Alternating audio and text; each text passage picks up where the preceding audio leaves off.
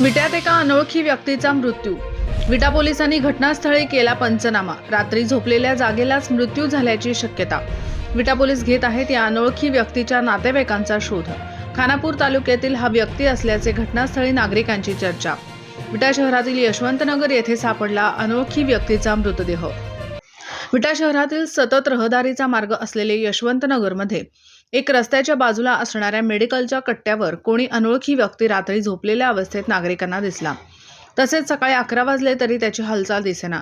शेवटी काही नागरिकांनी त्याला हलवून जागे करण्याचा प्रयत्न केला, मात्र तो कोणताच प्रतिसाद न दिल्याने नागरिकांनी या संदर्भात विटा पोलिसांना दूरध्वनीवरून माहिती दिल्यानंतर विटा पोलिसांनी घटनास्थळी जाऊन सदर या व्यक्तीची पाहणी व डॉक्टरांकडून तपासणी केल्यानंतर सदर हा अनोळखी व्यक्ती मृत्यू झाल्याचे समजले। यावेळी त्याच्याजवळ एक पिशवी, खिशामध्ये पैशाचं पाकिट व एक डायरी सापडली। या डायरीत काही विटा शहरातील व काही ठिकाणचे मोबाईल नंबर विटा पोलिसांना आढळून आले। या मिळालेल्या नंबरवरून विटा पोलीस या अनोळखी व्यक्तीच्या नातेवाईकांचा शोध घेत होते व या संदर्भात आजूबाजूला हा कोणाच्या ओळखीचा आहे का याची माहिती विटा पोलीस ठाण्याचे अंमलदार गणेश जाधव व शैलेश माळे हे घेत होते। सदर घटनास्थळी नागरिकांनी मात्र मोठी गर्दी केली होती। सदर रुग्णवाहिकेला पाचारण करून हा मृतदेह विटा सांगली रोड येथील ग्रामीण रुग्णालयात हलवण्यात आला। या व्यक्तीच्या नातेवाईकांचा सुगावा लागला असल्याचेही घटनास्थळी नागरिकांतून चर्चा सुरू होती।